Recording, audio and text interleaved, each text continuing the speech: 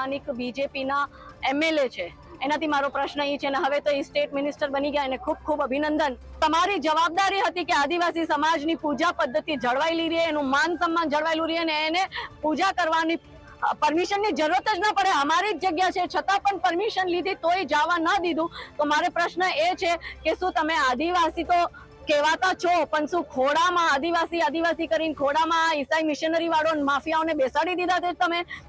સ્થાનિક બીજેપીના એમએલએ છે, એનાથી મારો પ્રશ્ન એ છે ને હવે તો એ સ્ટેટ મિનિસ્ટર બની ગયા, એને ખૂબ ખૂબ અભિનંદન। તમારી જવાબદારી હતી કે આદિવાસી સમાજની પૂજા પદ્ધતિ જળવાયેલી રહે, એનું માન સન્માન જળવાયેલું રહે અને એને પૂજા કરવાની પરમિશનની જરૂરત જ ન પડે। અમારી જ જગ્યા છે છતાં પણ પરમિશન લીધી તોય જવા ન દીધું। તો મારે પ્રશ્ન એ છે કે શું તમે આદિવાસી તો કહેવાતા છો પણ શું ખોડામાં આદિવાસી કરીને ખોડામાં ઈસાઈ મિશનરી વાળો માફિયાઓને બેસાડી દીધા છે તમે?